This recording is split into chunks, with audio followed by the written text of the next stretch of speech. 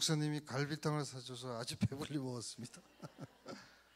제가 오늘 강의할 내용은 북한의 대남 도발사 이렇게 타이틀을 잡았는데 여기 보니 중학생이에요. 또 나이 많으신 분도 계시고 하니까 대한민국 국민으로서 반드시 알아야 될 사항이 좀 있을 것 같아요. 학교에서 배우지 못하는 거. 왜냐하면 선생님들이 그 분야 전문가가 아니니까. 그래서 일단 포인트는 학생들한테 맞출게요. 예, 그래야 좀 강의가 쉬워지잖아요. 그래서 제가 구성은 이렇게 잡았어요. 1960년대에서 데케이드 개념으로 해서 10년 단위로 이렇게 정했는데 일단은 가장 먼저 북한의 대남 도발사를 강의할 때 가장 중요한 것은 도대체 우리나라가 어떻게 해서 분단이 되었는가, 또 언제 분단이 되었는가, 그것부터 아셔야 될 것 같아요. 그래서 자, 우리 학생들 우리나라 언제 분단이 되세요? 연도로 따지면 네? 네? 분단 연도 우리 저 목사님 네? 48년도 46년도 그 옆에 계신 분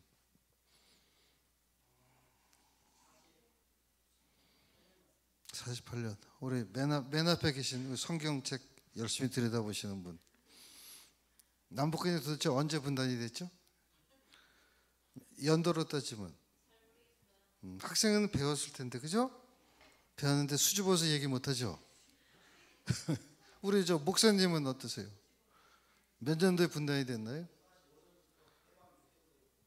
그렇죠. 그래서 분단은 이렇게 두부모를 자르듯이 한 번에 딱 분단이 된 게 아니고 우리나라의 분단은 여러 차례의 과정을 통해서 분단이 됐어요. 그래서 그걸 우리가 처음에 이루어진 분단을 1차 분단, 또 그 다음에 이루어진 분단은 2차 분단, 또 이루어진 건 3차 분단, 이런 식으로 우리가 정립을 하죠. 그래서 제 1차 분단은 1945년도 8월 15일이었잖아요. 그죠? 그건 기억하죠?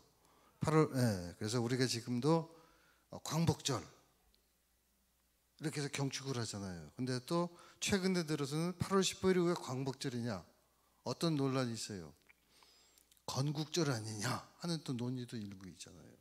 어쨌든 간에 최초의 분단은 1945년도 8월 15일이었죠. 그 과정은 알죠?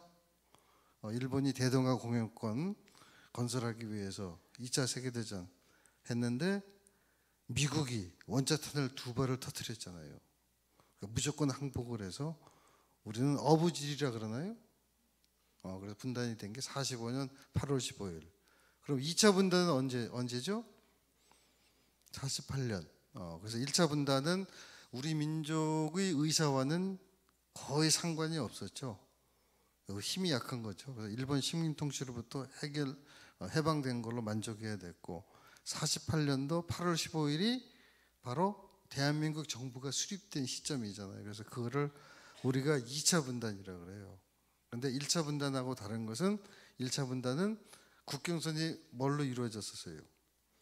북위 38도선을 기점으로 해서. 그래서 요즘 나이 많은 분들이 어디 출신입니까? 하면 뭐라 그래요? 내래 니북 출신이에요. 이남이에요. 그러니까 바로 북위 38도선을 기준선으로 해서 남이냐 북이냐 이렇게 따지는 개념이겠죠. 그래서 1차 분단 있고 나서 여러 가지 일들이 많이 일어나죠. 근데 거기서 여러분들이 빼놓을 수 없는 것은 우리나라는 상당히 혼란스러웠죠. 상대적으로 북한은 비교적 안정적이었죠. 왜 그랬을까요? 북한은 소련군이 진주하면서 소련의 소위 말하는 꼭두각시로서 누구를 삼았어요? 소련이 김일성을 삼아서 김일성에 의해서 주도 면밀하게 준비를 했었죠. 그래서 상대적으로 우리보다 안정적인 거다. 이것은 뭐 숨길 수 없는 사실이에요. 그래서 45년 8월 15일에 우리 대한민국 정부가 수립이 되니까 그 전에 뭐가 있었어요? 유엔의 결의를 통해서 남북 간 총선거 이런 것도 있었죠. 신탁 통치 문제도 있었고. 그래서 여하간에 48년도 8월 15일 대한민국 정부가 수립되고 나니까 북에서 어때요? 안정된 상황이 있었는데 남쪽에서 먼저 정부를 수립하니까 자기네들도 바빴죠. 그래서 우리 대한민국 국회에 가름하는 북한의 기구, 입법기관 뭐라 그러죠? 혹시 알아요? 우리 국회에 가름하는 입법기관으로 볼 수 있는 기관을 뭐라고 불러요? 북에서는 최고인민회의라고 그러죠. 최고인민회의를 선거를 통해서 김일성이가 내각 수상으로 취임을 하게 되는 거죠. 그 시점이 우리보다 좀 늦었죠. 같은 48년 9월 9일 구구절이라 그래요. 그래서 이때가 2차 분단이라 그래요. 이때까지만 해도 국경선은 변동이 있었어요, 없었어요? 없었죠. 그러다가 쭉 세월이 흐르죠. 흐르면서 여러분들이 잊을 수 없는 게 북한의 대남 도발사에서 가장 큰 사건이 뭐예요? 바로 6.25 전쟁이잖아요. 6.25 전쟁이 일어나게 됐는데 그게 참 여러분들이 알아야 될 게 있어요. 제가 여기 써놨는데 이거 보면 여러분들 재미가 없을까 봐 강의를 하고 나서 스키핑을 할게요. 그러니까 6.25 전쟁은 어떻게 해서 일어났나요? 정확히 아시는 분? 남침. 북에서 남침. 또 우리 학생들도 그렇게 알고 있어요? 분명한 사실이죠. 근데 우리가 그런 사실을 알기까지는 여러 세월이, 많은 세월이 흐를 수밖에 없었죠. 왜냐하면 6.25 전쟁은 상당히 중요한, 이해 관련국들한테는 매우 중요한 사안이었기 때문에 관련 국가들 모두가 6.25 전쟁과 관련된 사실을 기록한 문건을 어떻게 분류를 했어요? 요즘 영화 제목도 많이 나오죠. 국가 안위에 관련되는 아주 중요한 문서, 뭐라 그러죠, 목사님? 비밀 문서. 비밀 문서는 등급이 있죠, 여러분들. 비밀 중에서 정도가 가장 낮은 것은 우리가 대비라 그러잖아요. confidential이라서 대비. 그다음에 상급 비밀. 그다음에 2급 비밀, 1급 비밀, 탑 시크릿 이렇게 분류하잖아요. 그러면 6.25 전쟁과 관련된 문건은 어디에 속할까요? 바로 1급 비밀이죠. 거의 모든 국가에서 1급 비밀은 소멸시효가 몇 년이에요? 최단위 40년 내지 50년이에요. 그래서 이 40년 내지 50년의 세월이 흐르는 동안에 김일성이가 남침을 한 건 맞죠. 근데 물증이 없잖아요. 물론 그 중에는 증인들도 있죠. 참전했던 사람들. 근데 그건 증인이지. 물증이 없죠. 문건이 없잖아요. 그래서 1990년대까지는 90년 초까지는 학자들 간에 주로 정치학자들 간에 논쟁이 굉장히 많았어요. 6.25 전쟁은 누가 일으켰느냐? 어떻게 일어났느냐? 그래서 분류를 할 때 우리가 전통주의 학파, 또 수정주의 학파, 뭐 절충 학파에서 설이 굉장히 많아요. 학파가. 그 사람들이 서로 갑론을박하는 거예요. 누가 그러는데 김일성 옆에서 참모했던 사람이 김일성이가 이렇게 하는 걸 봤다. 또 뭐 여러 가지 설이 많죠. 그러다가 전부 다 심증만 있고 물증이 없으니까 전통주의 학파, 수정주의 학파, 절충 학파가 40년간을 싸웠어요. 그러다가 90년대 딱 넘어가면서 물증이 하나씩 드러났죠. 소멸시효가 이제 완성이 됐으니까 우리나라부터 미국, 중국, 러시아, 체코 관련국들의 문서가 하나씩 딱 공개가 됐잖아요. 그래서 결론이 났죠. 결론은 뭐였어요? 지금 말씀하신 남침이죠. 남침은 남침인데 그렇게 남침이다 하는 것은 초등학교 수준이잖아요. 무슨 남침인가? 그렇죠. 기승 남침이죠. 그래서 여러분들이 6.25 전쟁 발발 원인을 따질 때는 어떤 사건이 있으면은 그 사건을 일으킨 사람이 누구예요? 사람이잖아요. 주인공, 프로타고니스트라는 거 아시죠? 주인공이 있잖아요. 그래서 그거를 여러분께 대입을 해보면은 이해하기가 쉽고 잊어버리지가 않죠. 자, 6.25 전쟁이 일어났을 당시 이해 관련국들 최고 지도자를 한번 떠올리면 되겠죠. 자, 대한민국이 그때 누구였어요? 대통령이 이승만. 북한은 김일성. 중공은 마오쩌둥, 모택동. 소련은 스탈린이죠. 후르츠첵은 그 뒤고. 미국은 트루만 대통령이죠. 요 사람들만 기억을 하면 돼요. 그래서 우리가 북한의 대남 도발사를 강의를 할 때 우리가 그런 얘기를 참 많이 해요. 위장평화공세다 하는 거 알죠? 위장평화공세. 한 손은 잘 지내보자 하고 악수를 청하면서 다른 한 손에는 어떻게 비수를 감추고 있잖아요. 위장평화공세예요. 평화를 원하는 게 아니라 가장을 하는 거죠. 그래서 북한이 전통적으로 지금까지도 마찬가지예요. 위장평화공세를 펼치고 있다. 이걸 좀 전문적인 용어로 하면 뭘까요, 목사님? 화전양면 전략이잖아요. 화전양면 전략이잖아요. 그래서 그때부터 비롯되는 거예요. 그래서 이게 여러분들이 반드시 알아야 될 것은 북한의 위장평화 공세가 언제부터 있었냐? 6.25 전쟁 발발하기 전부터 있었다는 거예요. 개꼬리 3년 묻어두어도 황무가 되지 못하죠. 그때도 알죠? 자루 속의 송곳은 감출 수 없는 거잖아요. 북한 속담으로. 그래서 그 당시 1949년도 12월 달에 김일성이가 모스크바를 갑니다. 누구를 만나러? 스탈린. 왜? 그렇죠. 남쪽에 남반부 정황을 보니까 우리를 조금만 도와주면 충분히 공산화 통일이 가능하다. 그러니까 스탈린이 누구한테 전화를 해요? 마오쩌둥한테 전화를 하죠. 그럼 시점을 따져보세요. 마오쩌둥이 뭐라 그랬을까요? 마오쩌둥은 1949년도 중화인민공화국 중공 정권이 언제 수립이 됐어요? 49년도 10월 1일이잖아요. 근데 김일성이 12월 달에 갔단 말이에요. 2개월도 채 안 된 시점에. 그러면 마오쩌둥이 도와줄 수 있어요, 없어요? 왜 못 도와줘요?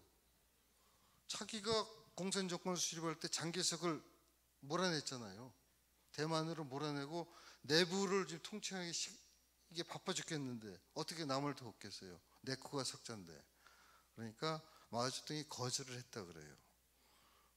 그러니까 김일성이가 평양으로 와갖고 오자마자 뭘 해요? 바로 위장평화공세를 하는 거예요. 당시 대한민국 정부한테 야, 우리가 같은 민족인데 이렇게 떨어져 살면 되겠냐? 우리 통일 문제, 분단을 해소하는 문제를 협의하기 위해서 회담을 하자라고 이승만 정부한테 제안을 하는 거예요. 그게 위장평화공세의 효시입니다. 효시. 그럼 이렇게 하면은 그 당시는 우리 평시 같으면 받았겠죠. 그런데 그 당시 남쪽 정황에 너무나 시끄럽고 하니까 뭐 내부 결속도 안 되는데 받을 수가 없으니까 거절을 했죠. 그게 1차 위장평화공세예요. 그러니까 김일성이가 다시 1950년 4월 달에 모스크바를 갑니다. 누구를 만나러? 스탈린이 또 전화했겠죠. 누구한테? 네. 마오쩌둥이 뭐라 그래요? 이제는 여유가 좀 생겼다. 근데 그때 김일성이가 이 문건에 다 나오는 얘기예요. 3개월만 도와주면은 충분히 공산통일 가능하다. 그러니까 고무돼 있었던 거죠. 그러니까 거기서 두 사람이 오케이를 한 거예요. 좋다. 그럼 해봐라. 그러니까 돌아와서 다시 김일성은 이승만 정부한테 제안을 하는 거죠. 제2차 위장평화공세예요. 근데 한국 정부는 받을 수가 없었던 거죠. 그러니까 북한이 볼 때는 이렇게 회담하자 그러니까 남쪽에서 볼 때는 이게 전쟁은 꿈에도 생각도 안 한 거죠. 이렇게 분단 상태 해소하자고 회담하자는 사람이 무슨 전쟁을 하겠어요. 그러니까 전혀 생각도 안 해서 안 하고 있는 상황에 50년 6월 25일 날 기습남침을 한 거 아니에요. 그러니까 수도 서울에 3일 만에 함락이 되고 낙동강까지 그냥 일사천리로 온 거 아니에요. 그래서 학생은 그런 거 알려면은 영화를 좀 보세요. 인천 상륙작전 봤어요, 영화? 네, 그런 걸 좀 봐야 돼요. 그래서 김일성이가 생각할 때는 3개월이면 충분히 가능하다. 초창기는 그렇게 생각을 했죠. 낙동강까지 진주할 때는. 그런데 김일성이가 허를 찔린 거죠. 바로 인천 상륙작전. 이것은 자기네들이 분석을 해도 도저히 여기는 월미도 같은 데로 해서 넘어올 지형이 아닌데 넘어왔잖아요. 첫 번째. 두 번째는 유엔군이 그렇게 예상보다 빨리 들어올 줄 몰랐잖아요. 김일성이가 두 가지에 아주 큰 충격을 받았다 그래요. 그러니까 전세가 역전이 되죠. 전세가 역전이 되면은 여러분들이 이제 독일이 패망했을 때 여러분들 독일 다녀오신 분들 손 한번 들어보세요. 독일 가면 뭘 봤어요? 여러 가지 많이 봤죠? 맥주 마셨어요? 독일은 맥주 유명하잖아요. 독일 가면 베를린 장벽 있잖아요. 베를린 장벽 보면 콘크리트에서 페인트 칠해놓고 하나 사왔어요? 기념품으로? 많이 파는데 콘크리트 장벽 깨진 거를 기념품으로 만들었는데 아주 비싼 거는 콘크리트 조각 사이에 뭐가 들어가 있어요? 초점왕 들어가 있는 거. 지금 우리도 마찬가지죠. 그 당시도 그랬다 그래요. 압록강 서부전선에 진출한 군인들은 압록강에 보이니까 그 추운 겨울에 팍 뛰어가서 어떤 사람은 수통에다 압록강 물을 담고 어떤 사람은 삽으로 땅을 파서 흙을 주머니에 넣고 얼마나 감격스러웠겠어요. 그런데 웬걸 그렇게 환희에 젖어 있는데 압록강 저 너머에서 뭔가 스물스물 겨우죠. 그게 뭐였나요? 다 배웠죠. 그러니까 그 당시는 우리는 전력의 형편이 없었잖아요. 총도 지금처럼 기관총이 이런 것이 아니라 한 발 장전하고 쏘고 대포도 마찬가지죠. 중과부적이죠. 쏘고 쏴도 계속 넘어오니까 시커멓게 그걸 뭐라 그래요? 인해전술이죠. 그 당시 중국 인민해방군이 몇 명이 넘어왔어요? 100만 명? 잘 알고 계시네. 초창기는 30만 명, 70만 명, 100만 명인데 그때 중공군 얘기 나이 드신 분들 많이 들었죠. 중공군들이 밤이 되면 뭘 불어요? 피리 불고 교란작전. 근데 최근에 드러난 거죠. 그때 중공군이 그렇게 한 100만 명이 넘어왔는데 그 사람들이 넘어온 사람들 뭘 갖고 넘어왔어요? 총 들고 넘어왔나요? 네? 그 사람도 총이 없었다 그래요. 대검도 없고 꽃갱이 낙 같은 거 그거 다 갖고 온 거죠. 그럼 그 사람들이 누구예요? 중국 인민해방군에 복장을 했는데 그 사람이 누구 계세요? 바로 장개석의 잔당들, 포로들이잖아요. 그러니까 얼마나 악랄해요. 앞에 세우니 완전 총알바지 아니에요. 그러니까 너무 공산정권이 악랄한 거 아니에요. 어쨌건 간에 그렇게 해서 우리가 압록강까지 갔다가 후퇴를 하게 되잖아요. 그게 무슨 후퇴예요? 일사후퇴죠. 거기다가 문재인 대통령 아버지하고 관련된 어느 항구? 흥남부두. 다 아시네요. 그 영화 있죠. 뭐였어요? 국지시장. 그거 보시면 돼요. 그래서 그때 유행가가 나오죠. 눈보라가 몰아치는 바람찬 흥남부두에 무슨 노래죠? 굿세어라 금순이 아니에요. 그거 있잖아요. 지금 노래방 가면 있어요. 한번 들어보세요. 굿세어라 금순이. 그래갖고 6.25 전쟁 발발 65주년 기념해갖고 전국에서 금순이라는 이름을 가진 여자들을 초청한 거 알죠? 16명인가 있대요. 홍금순, 이금순, 김금순 해갖고. 근데 그 사람들이 몇 살이에요? 다 호호백발 할머니들이에요, 다. 그래서 그분들 초청해갖고 기념품도 주고 좋은 음식도 대접하고 그랬었어요. 근데 지금 우리가 쉽게 얘기하지만 그 당시에는 얼마나 절절한 거겠어요. 그래서 일사후퇴를 겪었고 그래서 전쟁이 계속되는 거죠. 그 과정에 바로 중요한 사안이 나오는 거예요. 여러분들 지금 우리가 남북관계 개선, 한반도 평화 정착, 동북아시아 평화 가장 중요한 관건이 뭐예요? 바로 북한의 핵 아니에요. 핵. 그게 가장 중요한 관건이잖아요. 그래서 그때 바로 김일성이가 3개월 내 무력 통일을 장담을 했었는데 해가 바뀌잖아요. 그럼 6개월이 지나갔잖아요.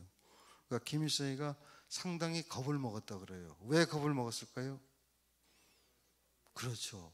그 불안, 공포, 어쩔 수 없는 그런 공포가 엄습한 게 김일성이가 생각할 때는 야 이거 큰일 났다.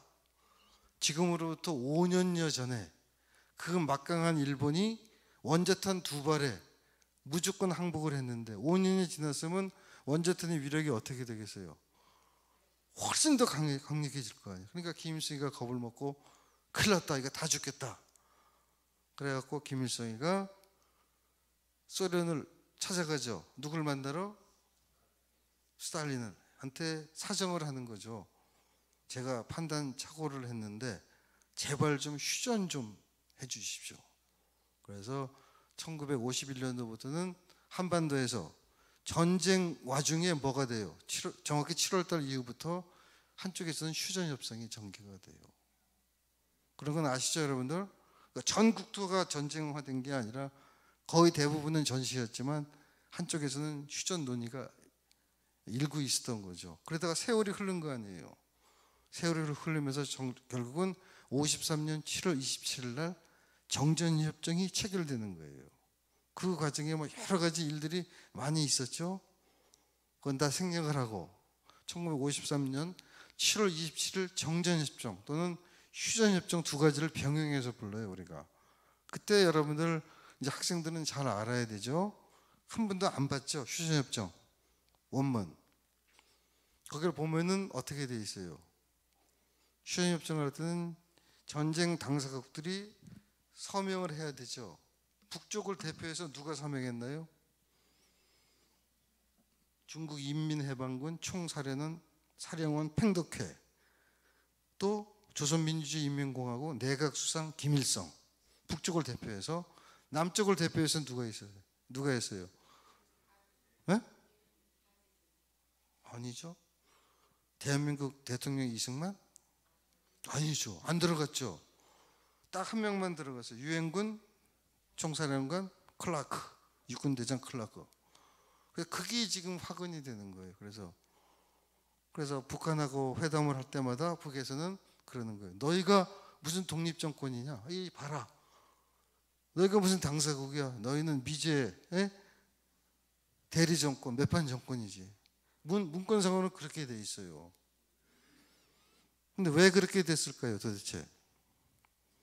그걸 여러분들이 알아야 돼요. 이제 국제사회에서 외국인 친구들 만나고 가면 물어볼 거란 말이에요. 너희가 6.25 전쟁 분명히 너희가 당사국인데 왜 너희 대통령은 사인이 없냐? 수표를 안 했냐? 물어본단 말이에요. 어떻게 대답할 거예요?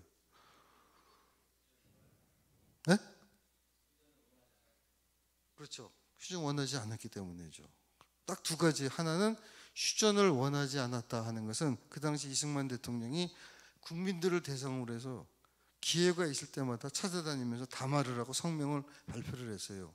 국민 여러분, 지금 우리가 통일을 하지 못하면은 영원히 통일을 할 수가 없습니다. 그러니까 여러분이 대통령인 저를 믿고 저를 도와주십시오. 전쟁을 꼭 승리로 이렇게 만들어야 됩니다. 북진 통일합시다. 했죠. 그 휴전협정 체결 전날까지도 그렇게 했단 말이에요, 대통령이. 그런데 그 다음날 타의에서 대통령이 서명할 수가 있었어요. 있겠어요, 없겠어요? 없죠. 그러니까 못한 거죠. 그러나 보다 더 근본적인 것은 바로 6.25 전쟁이 발발하니까 어떻게 됐어요? 남북 간의 군사력을 대비해 보니까 우리는 상대가 안 되죠. 그러니까 저쪽은 주도면밀한 준비를 했기 때문에 야포부터 시작해서 전차, 폭격기, 우리는 게임이 안 되잖아요. 그러니까 이승만 대통령이 그걸 알고 어떻게 했어요? 우리의 모든 군사적 권한은 위임하겠다. 그래서 대전협정을 체결한 거예요. 그래서 유엔군, 미군한테 했는데 미군이 유엔군이 됐으니까 거기가 권한을 행사하는 거죠. 그러니까 유엔군 사령관이 나올 수밖에 없는 거죠. 그래서 크게 두 가지 특수한 정황이 있었다라고 여러분들이 이해를 해주시면 될 것 같아요.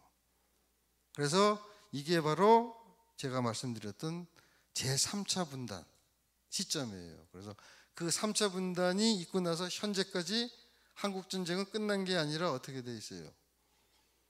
잠깐 이렇게 깡패들끼리 싸우다가 서로 힘겨루기를 하다가 서로 막상막하가 되니까 야, 우리 좀 쉬었다가 다시 붙자 하는 논리죠. 근데 그게 벌써 몇 년 지났어요? 뭔가 불안한 거죠. 그래서 지금 남북한의 대치 상황이라는 것은 국제법상 인정되는, 국제법상 A국이 타국에 대해서 전쟁을 개시하려면 선전포고를 해야 되잖아요. 그래서 동의를 하면 전쟁 상태에 돌입하는데 우리는 안 그렇죠. 선전포고 돌입도 필요 없어요. 동의도. 국경선상에서 무력 분쟁, 큰 도발이, 충돌이 발생하면 곧장 정쟁 상태에 돌입하는 게 한국의 현실이에요. 그러니까 얼마나 불안해요, 여러분들. 굉장히 불안한 거예요. 그러니까 그 현실을 정확히 아셔야 될 거다 해서 제가 말씀을 드렸는데, 그래서 1953년 7월 27일 3차 분단이라고 그러는데 앞의 1차, 2차 분단과 큰 차이점은 뭐가 있겠어요? 큰 차이점은 국경선이 변했잖아요. 북이 38도선에서 3차 분단 과정에서는 휴전선으로 변한 거 아니에요. 그죠? 그리고 또 하나 여러분들 중요한 것은 지금은 좀 논의가 안 되지만 전 정권까지만 해도 논의가 됐었죠. 여러분들 백령도 연평도 가보셨어요? 거기 가면 뭐가 있어요? 서해상에 NLL 북방 한계선이 있잖아요. 북방 한계선 아시죠? 그래서 북방 한계선을 이 해양법상 논리로 보게 되면은 북방 한계선은 북한 땅이 훨씬 가까우니까 북한의 수역이란 말이에요. 근데 NLL을 설정해 놨으니까 우리는 NLL을, 저쪽은 아니다, 우리가 정한 해상 분계선 주장하잖아요. 논란이 많이 됐잖아요. 근데 지금은 그건 좀 들어갔죠, 쑥. 그럼 그 당시 왜 NLL을 설정을 했을까요? 6.25 전쟁이 거의 휴전 상태에 이르렀을 때 특히 해군력에 있어서는 우리가 압도적인 우위를 차지했다 그래요. 그러니까 미군이 그걸 알기 때문에 가만히 두면 우리 해군이 저쪽 서해 끝까지 다 올라갈 정도로 해군이 막강했기 때문에 더 이상 올라가지 말아라. 더 이상 올라가게 되면 정전이 무효가 될 수 있고 깨질 수가 있으니까, 그래서 설정해 놓은 게 NLL이라는 거예요. 북방 한계선. 그래서 그걸 여러분들이 아시면 될 것 같아요. 이제 알았죠? 1차, 2차, 3차 분단. 자, 그러면 6.25 전쟁 용어 개념을 한번 정립을 해드릴게요. 우리가 6.25 전쟁이라 그러죠. 또 다른 말로 뭐라 그래요? 한국 전쟁이죠. 두 가지가 정부의 공식적인 용어고, 지금 말씀하신 한국 동란, 6.25 사변, 이런 것들은 그냥 민간인, 일반인들이 잘못 알고 있는 거죠. 동란이 뭐예요? 나라의 큰 변구 아니에요. 사변도 마찬가지죠. 뭐 을미사변. 6.25 전쟁이 동란이에요? 아니잖아요. 유엔군하고 여러 관련국들이 전쟁한 거 아니에요. 동란이 아니죠. 그런데 한국 정부가 얼마나 엉터리냐. 여러분들 여기서는 비교적 가깝죠. 백마고지 기념탑 한번 가보셨어요? 백마고지 기념탑, 강원도 철원에. 목사님 거기 한번 가보세요. 백마고지 기념탑 철원에 있는데, 거기 가면 백마고지 기념탑이 있어요. 그 글을 썼는데 보니까 6.25 동란이라고 써놨더라고. 그러니까 이 국가적인 정체성이 전혀 없는 거예요. 지방자치단체, 군부대도 마찬가지고. 일단 개념을 잘 사용하고 올바른 이름을 불러줘야죠. 이 학생이 키가 조그맣다 그랬고, 야 땅콩, 좀 뚱뚱하다 그래서 야 호박 부르면 기분 좋아요, 안 좋아요? 개인도 기분 나쁜데 국가의 정식적인 거로 그렇게 부르면 안 되죠. 그래서 그런 것들은 우리가 시정을 해야 되지 않을까 생각을 하고, 그래서 우리는 공식 명칭이 6.25 전쟁 또는 한국 전쟁, 6.25 사변과 동란은 아니다는 거죠. 그러면은 관련국들은 뭐라고 부를까요? 북한에서는 뭐라고 부를까요? 북한, 네? 민족해방전쟁. 북한에서는 조국해방전쟁이라고 그래요. 그 다음에 중국에서는 항미원조, 미국에 대항해서 조선을 도와준 전쟁, 이렇게 부르죠. 뜻 아시겠죠? 그래서 이 국가마다 서로 개념이 좀 달라요. 그러면서 조금 아까 제가 책에 말씀드렸던 1953년 7월 27일은 우리가 뭐라고 불러요? 휴전협정 또는 정전협정 체결일이라 그러잖아요. 북에서는 뭐라고 부를까요? 7월 27일을. 조금 아까 6.25 전쟁 뭐라고 부른다 그랬어요? 조국해방전쟁이죠. 그래서 7월 27일은 조국해방전쟁 승리기념일이라고 불러요. 북한에서는 7월 27일 자기네들이 조국해방전쟁에서 승리를 기념하는 날이라고 불러요. 줄여서 전승절이라고 그래요. 참 이상하죠? 그래서 마지막으로 하나 더 정리할 것은 6.25 전쟁은 관련된 문건을 다 종합해 본 결과 주인공은 김일성이죠. 총 감독은 스탈린. 뒤에 도와준 사람은 방조자는 마오쩌둥. 합작품이죠. 분명한 거죠. 그런데 북에서는 지금 이 순간에도 6.25 전쟁을 원인을 어떻게 주장할까요? 혹시 아시는 분? 북침. 그렇죠. 북침 유도. 아주 정확히 얘기하면은 북에서는 6.25 전쟁은 미 제국주의자들이 제2차 세계대전 와중에서 일본과 싸울 때 일본이 너무나도 급작스럽게 항복을 하니까 미국 내 전쟁에 대비한 물자가 엄청나게 많이 생산이 됐는데 난리가 났다는 거죠. 그 엄청난 전쟁 물자 이거를 소화할 데가 없다 이거예요. 그러니까 군산 복합 업체들이 라비를 해갖고 정부나 의회 라비를 해서 이 물자를 소비를 해야 될 거 아니에요. 소비하려면 어떻게 해야 돼요? 어디선가 전쟁을 이렇게 해야 되잖아요. 어디가 적합하다고 본 거예요? 한반도가 적합하다고 봐갖고 미국이 자기네 경제 불황을 타개하기 위해서 전쟁을 일으켰다 이렇게 주장을 해요. 지금 이 순간에도 마찬가지예요. 그래서 지금 이 순간에도 북한에서는 남쪽을 어떻게 볼까요? 우리나라를 지금 이 순간에도 교육해요.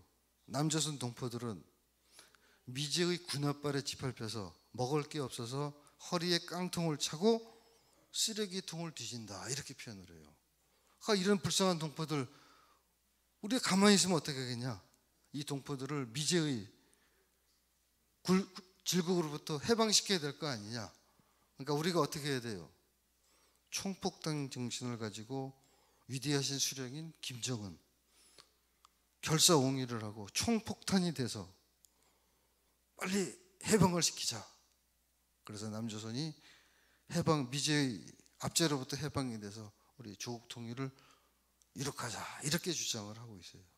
동의합니까 여러분? 동의하는 분도 있을 것 같은데요.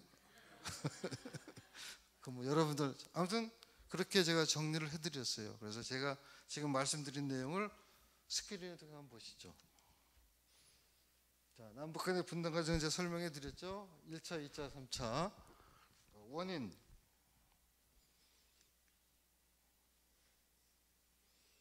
여러 가지 설이 많이 있죠. 스탈린 주도설 많이 있는데 아까 제가 얘기했던 전통주의, 수종주의, 절충 이렇게만 이해를 하시면 될 것 같아요. 일사후퇴도 있죠. 유엔군 참정이면 여러분들이 너무나 잘 아시는 거고. 자, 그래서 1950년대 초반에는 한국전쟁이 발발하기 전에 거짓으로 규신한 간첩들이 정치적인 침투를 시도했으며 이 전쟁이 휴전에 들어간 이후 분단이 고착화 되자 북한은 정보 수집과 체제 교란을 위해 간첩을 보냈는데 이 과정에서 난파 공작원이 일으킨 납북 사건과 월북 사건이 끊이지 않았다. 그래서 여기서 제가 빨치산의 준동을 아마 여러분들 잘 모르시죠? 이건 전문가 아니면 잘 몰라요.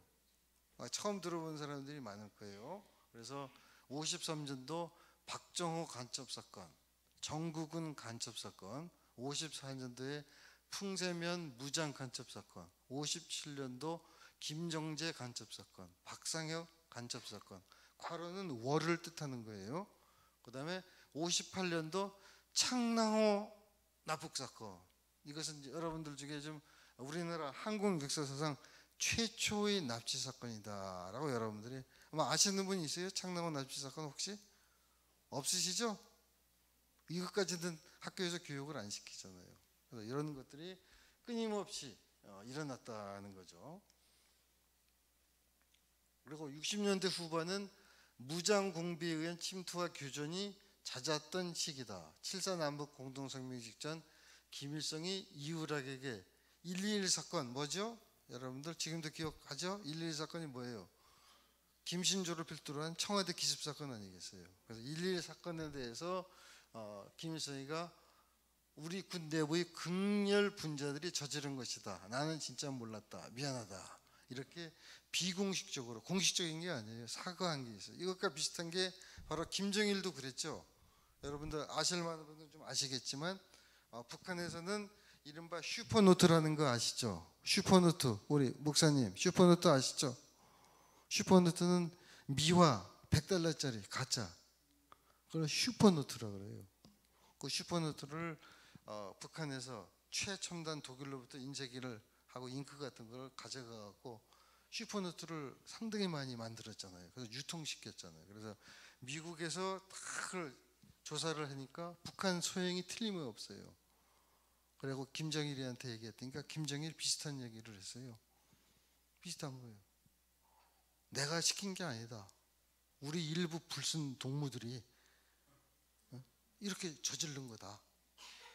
내가 대신해서 미안하게 생각한다 하는 정도로 끝난 거예요. 1.1 사태도 마찬가지죠. 그러니까 그것은 바로 김일성이나 김정일이나 어때요? 그 나물의 그 밥이다라고 여러분들이 보시면 되는 거예요. 그래서 66년도에는 인주 덕이마을 무장 공비 침투 사건이 있었고 67년도만 해도 얼마나 많아요. 그죠? 굉장히 많죠. 이건 뭐 별로 생활하는데 도움이 안 되니까 그냥 스키핑하죠. 자, 68년도는 조막하게 했던 1.21 사태. 저기 있죠. 박정희 목 따러 왔수다 하는 거. 김신조 지금 살아있죠. 지금 목사잖아요. 근데 건강에 좀 안 좋다 그러대요. 얼마 전에 만났는데. 그럼 김신조가 왜 목사가 됐을까요? 자질이 있었나요? 새로운 생명을 찾은 거 아니에요? 여러분들 북한 볼 때 북한은 유사 종교 집단이잖아요. 유사 종교 집단에 있다가 그때는 거짓 종교 그러다가 뒤늦게 한국에 와서 참 종교를 알은 거 아니에요? 그래서 목사가 된 거 아닐까요? 저는 그렇게 생각하는데 목사님 동의합니까? 그래서 1.1 사태, 그 다음에 푸에블로 피납 사건, 이것도 잘 아시죠 여러분들? 지금 대동강에 전시되어 있잖아요. 푸에블로, 그 다음에 임자도 고정 간첩단 사건, 또 울진 삼척 무장공비 침투 사건, 또 여기서 중요한 게 이승복 일가. 이 사건이 뭐예요? 나는 공산당이 싫어요. 근데 그것이 또 한동안 논란이 됐었죠. 진짜인가 아닌가? 진짜야 아니에요? 사실이 있던 거잖아요. 근데 지금 일부 세력에서는 뭐 조작이 됐다 그래갖고 또 한번 그랬었는데 사실 그건 아니죠. 69년도 여기서도 여러 가지 사건이 있었지만 이시 121기 격추 사건, 이것은 미군 정복이죠. 정복에 격추한 사건. 이때도 한반도가 상당히 긴장이 고조됐었어요. 그러다가 미군이 양해를 해갖고 그냥 넘어간 거죠. 자, 70년대, 80년대 아까 말씀드렸던 화전 양면 전술 본격적으로 추진했던 시기죠. 그래서 불리한 상황에서는 대화를 주선하는 한편 비무장지대를 은밀하게 침투할 수 있는 땅굴을 굴착했다. 반대로 유리한 상황에서는 무력을 동원했던 시기다라고 여러분들이 이해를 하시면 되겠어요. 그래서 1970년, 71년, 73년 여기도 역시 많은 도발이 있었는데 여기서 여러분들이 하나 좀 유념해야 될 것은 1972년도죠. 1972년도에 남북관계에서 어떤 사안이 일어났어요? 72년도 남북한 간에 처음으로 분단 사상 처음으로 7.4 남북 공동성명이 발표됐잖아요. 72년도에. 그래서 제가 그때 고등학생이었는데 그거를 듣고 야, 통일이 되는 줄 알았어요. 72년도. 그래서 남북 공동성명이 발표되기까지는 여러분들이 잘 아는 작년에 우리 문 대통령의 특명 정권대사 특사라 그러죠. 김정은도 특사를 파견했죠. 그건 공식화된 거니까 특사죠. 공식화되지 않는 걸 뭐라 그래요? 밀사를 하잖아요. 밀사. 그래서 71년도에 남북에서 밀사를 서로 파견했어요. 남쪽에서 누가 갔어요? 대표적인 인물이 나르는 새도 떨어뜨릴 수 있는 중앙정보부장이 갔죠. 북에서는 리종옥 부주석 비롯해 박성철 그리고 김일성의 친동생인 김영주가 왔다 갔잖아요. 그래서 밀사가 왔다 갔다 해서 1972년도 7월 4일 오전 10시에 서울과 평양에서 라디오로 동시에 발표된 게 바로 7.4 남북 공동성명이죠. 여기 계신 분 혹시 예비고사 보셨어요? 네? 예비고사 보신 분? 네. 자, 예비고사에 그거 나왔죠? 나 지금도 기억이 생생한데 다음 중 7.4 남북 공동성명에서 통일 3원칙을 잘 적시한 것은 통일 3원칙이죠. 뭐예요? 첫 번째 원칙 기억이 안 나요? 자주 통일의 원칙. 두 번째 평화 통일의 원칙. 세 번째 민주 통일의 원칙이죠. 그게 정답이에요. 그런데 제가 이후에 통일부에 입부하고 보니까 민주 통일의 원칙이 아니더라고요. 민족 대단결의 원칙이에요. 그래서 가만히 생각해 보니까 왜 그랬을까? 민족 대단결이라는 것은 북한이 예나 지금이나 지금도 그렇잖아요. 민족 대단결, 우리 민족끼리 그때부터 써왔던 거예요. 그러니까 그 당시 정부에서는 이것이 북한이 자주 사용하는 원칙이니까 절대 쓰면 안 된다. 그래서 머리를 맞대고 바꾼 게 바로 민주통일이라고 바꿨던 거예요. 그래서 그 당시 정원 여러분들 잘 아시죠? 그 당시는 얼마나 우리 정부가 이 6.25 전쟁 과정을 통해서 공산당, 공산주의자에 대한 그 모멸감, 감정, 이거 대립의식이 강했던가 하는 걸 그때 아마 여러분들 비슷한 나이 또래니까 알 거예요. 우리가 그런 얘기 많이 하잖아요. 민주주의가 무엇인가? 디모크라시가 무엇인가? 뭐죠? 민주주의? 학생이니까 한번 대답해 보세요. 민주주의가 뭐예요 도대체? 디모크라시 뭐예요? 뭐라고 배웠어요? 우리가 배울 때는 디모스 플러스 클라티아, 민중, 지배 그렇게 배웠는데 민주주의가 뭐죠? 뭐라고 배웠어요? 잘 생각 안 나요? 갑자기 지목하니까? 그럴 거예요. 갑자기 하면 나도 그래요.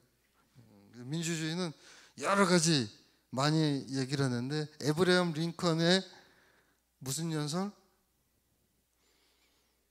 게티스버그 연설 아니에요. By the people, for the people, of the people. 야, people을 뭐라고 번역하죠? 국민. 우리 목사님 국민으로 배웠어요? 저는 인민으로 배웠어요. 인민에 의한, 인민을 위한 정부, 정치. 이것이 민주주의다라고 배웠는데 이 people이 인민에서 중학교 들어가니까 국민으로 바뀌더라고요. 근데 어릴 때는 문제의식이 없으니까 몰랐는데 커서 생각해 보니까 people이라는 거 인민이 맞아요? 아니면 국민이 더 맞는 것 같아요? 네? 인민이라고 그래. 영문학자한테 물어보니까 people은 인민이 더 그 원어의 뜻에 가깝대요. 근데 그게 어느 날 갑자기 국민으로 바뀌었잖아요. 왜 그랬을까요? 그렇죠. 왜냐하면 그 당시 북한의 정식 국어가 뭡니까? 조선 민주주의 인민공화국이잖아요. 인민민주주의를 하니까 왜 북한이 국고에서 쓰는 것까지 우리가 써야 되느냐. 그래갖고 바꿨다는 거예요. 너무 심한 걸까요? 아니면 그때는 6.25 전쟁이 끝난 지가 얼마 안 됐으니까 경각심을 일으켜줘야 되죠. 우리 학생들 혹시 6.25 전쟁의 노래 알아요? 몰라요? 아 이즈리야 어찌요리 그날을 조국의 원수들이 몰라요 그거? 한번 들어보세요. 그게 까마득한 옛날이 아니라고요. 에? 그래서 북한의 실체를 다시 한번 느낄 수 있는 노래니까 꼭 들어보세요. 끝나고 나중에 들어봤다고 나한테 알려주세요. 자, 그래서 7.4 남북 공동성명이 발표가 됐잖아요. 그래서 다 통일이 될 줄 알고 많은 사람들이 생각했는데 결국은 어떻게 됐어요? 안 됐죠.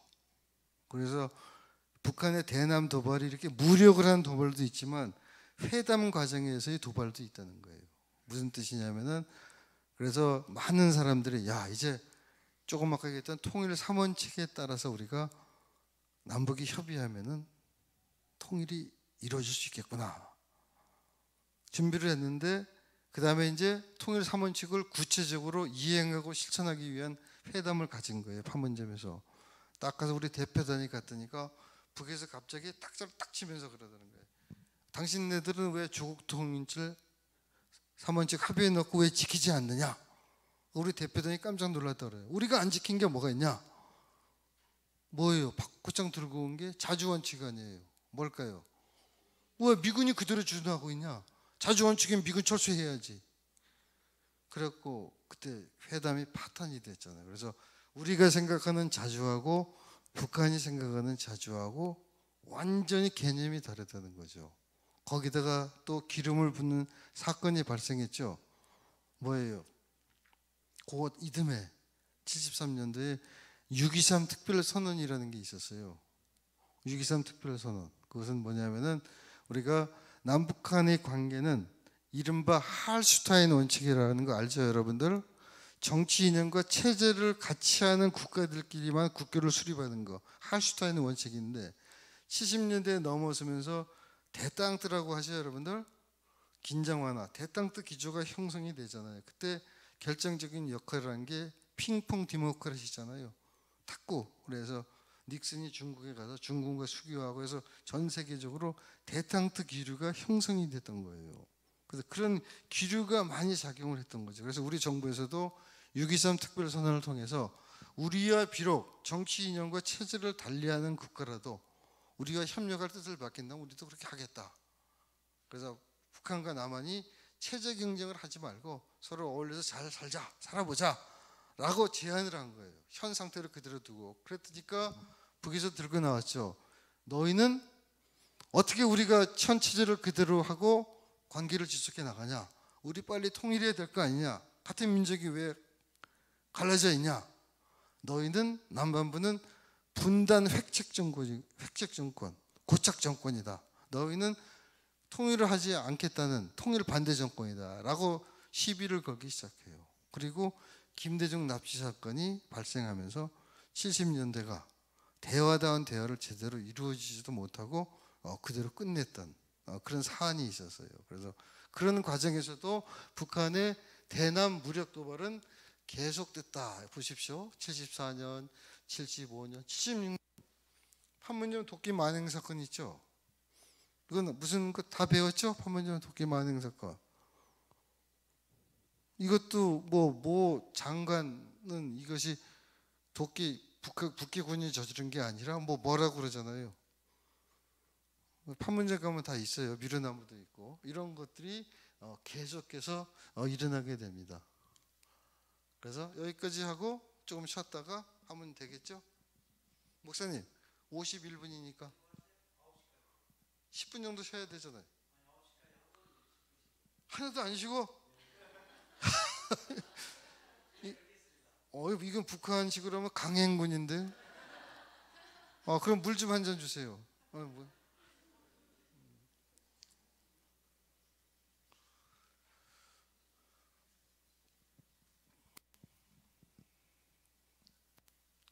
한 50분 정도 하게 되면은 목도 타고 또 주의력이 떨어져요. 우리가 인간이 강의를 할 때 가장 주의력이 좋을 때는 15분 내외라고 그래요. 15분을 트리플로 했으니까 좀 제 직권으로 한 5분 쉬면 안 돼요? 목사님? 네? 한 8분 정도 쉬었다 하죠.